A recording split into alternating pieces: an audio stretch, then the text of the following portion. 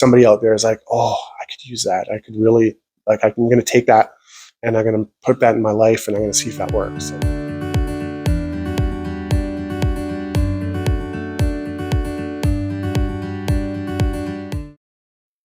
All right. Welcome back to the Gary My podcast. I just want to, first of all, say thank you very much to people who have reached out.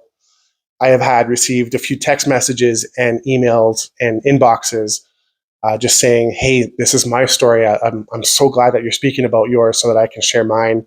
And I feel super humbled for you allowing me to share that story with you, and then for you to feel safe that you can share yours with me. Thank you. I'm humbled, and I didn't know if I was going to get support because I'm putting my heart out there, right? And I just didn't know if this could be received. And I am just grateful that at least one person out there is saying, hey, amazing. I know there's a little bit more than just one person, but that was all it was for, is just for that one person to say, this is making a difference. This journey and my story is a healing process for myself, as well as my heart is that somebody out there is like, oh, I could use that. I could really, I'm going to take that and I'm going to put that in my life and I'm going to see if that works. And that's kind of where I wanted to go with this, and have great conversation with some amazing people I've already had, and I've got a couple coming up again. But today specifically, I'd like to just say happy birthday to my brother. He's number 38 times around the sun. I'm going to share a little story about him. Him and I haven't spoken in, I don't know, since 2020. Like, I've gone back to South Africa on holiday twice since I've left, 2 or 3 times. Yeah. But every time I go, I see him for a couple hours at a time. Him and I, we are 2 different people. Colin has got some things going on. So I'm going to share a little bit about him and kind of what our journey was together.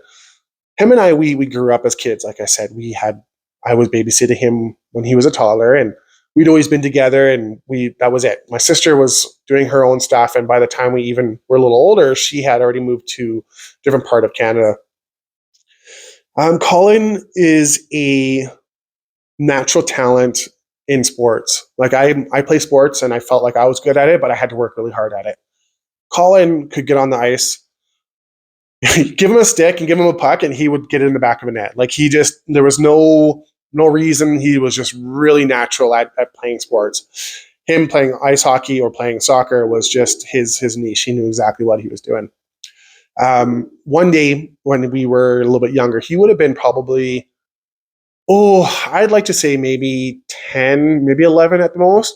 But him and his friends, they went for a bike ride, and they went up to the university here in Calgary. And on the grounds of the university, they have these beautiful big trees and like super leafy. And in the summertime, it's a really beautiful place to go and visit. I think that at that point they had got rid of their bikes, and now they're going to start climbing trees. And I don't know how this all went around, but him and his friend, they were up pretty high, and he tried to jump from one tree to another, or from one branch to another, and the branch gave way. He hit the ground, and it was literally inches away from like the root sticking on the ground. So when he hit the ground, he developed internal bleeding and bruising, and it was really serious. He got rushed to the children's hospital and was in there for a pretty long time. And in his healing process, he was sharing his story about the tree and the fall out of it.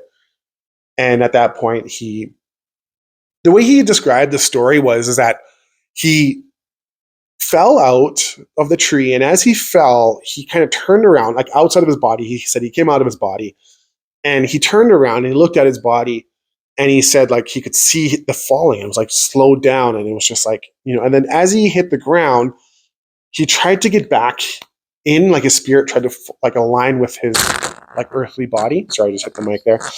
It's a hand gesture. If you see me on YouTube, you see. But so anyways, he hit the ground, and with the trauma, he said that he didn't actually reconnect, like his body didn't align. And I just want to kind of point that out, which is quite important, is that I talk about trauma and abuse in my life, and also some incidences where I've fallen out of a flying fox. And so trauma isn't always something that has to be sexual trauma or abuse. His one was falling out of a tree, which is a real trauma. So anyways, he goes through the healing process, and you could already at that point see that things were trying to come out, and he just wasn't comfortable, and just, he was just squirmy, and it just wasn't, he wasn't the same. He just wasn't connecting. So we moved to South Africa, and he didn't really want to go in the first place. It was not his, like, he was against it. 12 years old, can't really say much. He has to get on the plane, right? So anyways, we get to South Africa, and as I kind of push through the story a little bit, when we get a little older, he's now enrolled into a Christian school, and he'd been having trouble with school for a while. So he's now in a private school. Parents are throwing money at him to make sure that he graduates, and he just, he was punching walls, getting into fights, just aggressive. He would not listen. His attention span was low. He just, that was it. He would get fixated on music and play the same song on repeat. And those were the sort of small little hints that we just didn't pick up on. We just thought he's an adolescent. He's just, rebelling and doing certain things like that. So by the time he was about 17, he now already met a group of guys that were off. They weren't really good influence on him at all. He had like a street bike, and he was out partying, and he was like seeing where I was, and he'd show up at my house and like be partying with us. And I mean, we were young. I was like in my early 20s, and he was 17, right? And I was like, well, whatever. Here, have a beer, drink, and that's how we did. Like, he was my brother, and we were best friends, and we were super tight. And I started to see things like slip. Like, it was almost like he had like a clutch issue. Like, he wasn't able to grab a gear, and like, it was weird because he would just say things and then he would say it again, and then it would be like, but I know you just said that, but he wouldn't know that he said that. And then you'd start to see just different little ticks. And it was just, I just thought maybe it was because he was drinking and partying, and I knew that he was doing drugs. So at that time, my mom got a job out in Johannesburg. So they left Cape Town, moved to Johannesburg, and Colin went with. One day I get a call from my mom, and she's just, upset, and because me and her were pretty tight in the end there. And she's like, your brother is worrying me. I'm downtown, and he's driving around with his bike, and he's in the areas like he shouldn't be, and it's super dangerous, and they're gonna kill him. And she's stressed out, like legit. And it's valid. And she's like, and then we're driving, and then we get to a certain like toll road or whatever, and he jumps out of the car, and there's a whole bunch of craziness. And she's like, I don't quite get it. And she's like, I think he needs to come to Calgary, and he needs just to get a job. I mean, sorry, to Cape Town, because I was in Cape Town at that time when she called. I didn't go with to Johannesburg, and I was actually taking care of their house. So I was living in the family house, and she's like, we're going to send him back home, and he could just kind of get a waiter's job, and that's what's happening now, right? So he shows up, my mom and him, and they show up, and tell right off the bat that there's something wrong. He's just, I don't know, it was hard to explain it. It's just like, it's almost like he's like possessed. And like, so we would go to church, and then he would like scream in church. I mean, like, you got the devil in you. And he would just create this big scene. And like, it was so challenging, and it just got worse, and it escalated, and it was like a steep escalation. And he would like see things in the yard, and he would like think that there was like this white big dog chasing him. He would talk and laugh and like have conversations in the other room, and you'd walk in there and you'd be like, Colin, what's going on? And he's like, what? Nothing's going on here. And he's super aggressive, and like, that he's just in pain. And at that time, the first time we take him, my parents do, and they put him into a rehab center in Cape Town, in one of the nicer areas. And yeah, just it started to feel like it was getting better. And like, so he was in there, and so there we saw a little progress, and there was, resources, and he was talking to the right people. And then he would be in there for a little while, and my parents would throw a bunch of money at it, and then he would get out, and there just wasn't any aftercare. We didn't know how to deal with him after. He went into like a drug rehab center initially. And so they were dealing with that. So he was being cleaned up, and it wasn't like he was addicted to any specific drug. Now that I know the whole story, is that he was just chasing silence. So it was like, it would be alcohol if it was there. It would be anything, any kind of drug that would like mute those noises or those feelings inside where he couldn't control, he would numb out with some sort of substance.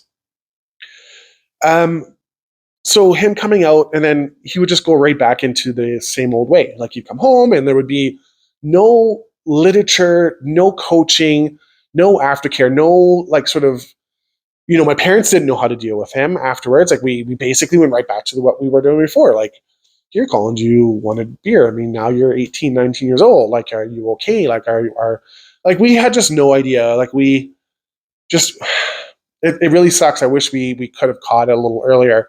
Um, Again, it was just not asking the right questions.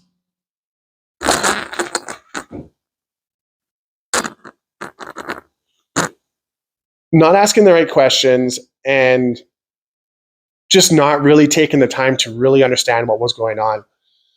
So at that point, then my brother stays on behind, and my parents go back to Johannesburg, and he's doing better, right? Like it seems to be like, or not even better, just not worse.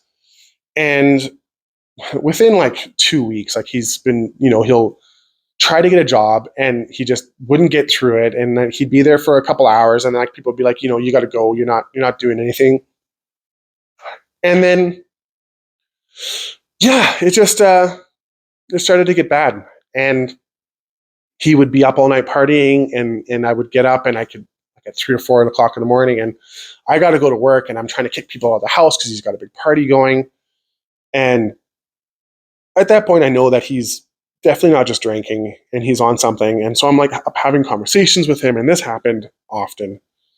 And look, I was doing my own partying, like that, and that had nothing to do. It was very separate. At that point, I realized that I couldn't be an influence for him, and I was never going to. But he already had that bad influence without me. And from just all of a sudden, like I said, he would just like it would be every day. He would have conversations and be laughing, and he would be having his own jokes. Internal monologue was going on, and it was hard to watch and super painful. And like you would talk to him, and it's just he wasn't there, and you couldn't. And it was like being on a badass trip myself. Like I like look at him, I'm like, what the actual is going on here? Like I was starting to feel like I was losing it because I was surrounded by it all the time, and I was exhausted, and I was trying to like get myself out of a hole and like trying to be a good example for him. And then it was so draining. And then when it finally got to the crux of it, and Colin had already been into another rehab, and now he's being sent to one that was, I think, was called Healing Wings, and this was up in Mozambique. And I remember sitting on the side of my bed. My parents were there, and like he was going to the airport. And they're like, "You coming?" I'm like, "No," and I like just broke down. And my mom just looked at me and my dad, and they were like just as broken. And I was just like, I don't know if I can do this. I'm like, he is going to rehab, but I feel like I need to go to rehab. I need some sort of healing. I need help. I need a lot of help. I've been already dealing with my own stuff, and like now this, and like I'm just like mind is blown, and nobody is helping me. But I got a little angry. I'm not gonna lie, maybe a little jealous because he was getting all the attention, and people were looking at his illness because it was on the surface. And I needed to realize for myself too that at that point I am an adult. I'm a young adult. I need to be responsible for my own growth. And by the time Colin got out, that time, and again there was no aftercare, no resources, and there really wasn't a whole lot of change. It was like the first day at the airport. It seemed really positive, and everyone's happy to see each other. And again, we just went right back into the same thing. And Colin was stuck being 17. Like he didn't grow any further than that. He was still doing things like he couldn't remember to turn off the stove, and he would have boiling water, and it would boil to evaporation and then burn the pot. And then it was just all those little things. And I ended up having to take care of him. And I just said, I'm like, you know what? I can't anymore. I'm moving out. And I did. And I kind of had a funeral, and I knew that the Colin that I knew before wasn't going to be the same. At that point, Colin was already frequently living on the streets or sleeping on a bench, chasing drugs, being in shebeens and everything else. And I knew, I mean, in South Africa, that type of lifestyle is pretty dangerous, and there's so much resources to drugs and alcohol. And yeah, it's really hard to be on the other side of someone who's got an illness like that. And I know that there are of you out there that have been in this situation where your parents are there, or you got a sibling, or you've got a friend, and it's consuming. It takes everything out of you, and there has to be a point where you can only do so much, and without having that person being admitted into a professional care facility where there's people who are equipped and have the tools and have medication and can have proper monitoring of this person for you. You have to walk away from it. You can't. There's nothing more that you can do. At that point, you end up enabling. You end up creating them to feel safe to do drugs and alcohol, and there's no consequences. Like, you can't do something and go and steal from people and ransack the house and take from them. And it just, at some point you got to let go for your own sanity, like, number one, right? So yeah, I did that, and I felt so guilty for the longest time. But I had a moment where I was like, Gary, you've done everything you can. You've been the brother. You're not the parent. This isn't really your responsibility. In my situation, unfortunately, the damage is done and there's brain damage, and there's just really not a whole lot that I know of that's really going to change it. I mean, every day I still pray and think that maybe Colin will, like, the light will just switch on and it'll be like an aha moment for him. But at this point right now, it's a matter of me just saying, I need to move away. It's kind of why I left South Africa. There were a couple things, and that was one of them. And I needed to rebuild and restart my life. And the only way that I could get out of that was to change my position. Like, I felt stuck. So at that point, I was like, the only way that I can get away from being stuck is move. And that's the way that I felt that I came out of that. I prayed really hard on it, and I'm okay. I feel good that Colin is, with my dad right now, and I ask about him periodically. But to be honest with you, I did have a funeral for him, and with Colin having the brain damage he is no longer the brother that I know. And like, I'll never get a phone call from him on my birthday or on my wedding day with my husband. Yeah, I don't even know if he even supports gay marriage. Probably not, but that's okay. And I know God loves him. God loves me. And, you know, crazy how sometimes life works out, hey? Like, well, if I could turn it around and change it, I'd love to. But again, this is my story. This is something that I have to share. And I know that there's probably someone out there right now that's going through the middle of this. And only thing that I can say to you in this point is go and get professional help. That is number one. Number one, stop giving them money. Stop allowing them a warm, safe place to sleep and then steal from you. Two. And then number three, call the police and get them put into a serious facility like a hospital and say, hey, look, this one person is a risk to themselves and a risk to other people. And at that point, that's all you can do. And you hope that at that point that they get introduced to psychology and hopefully some sort of a way out.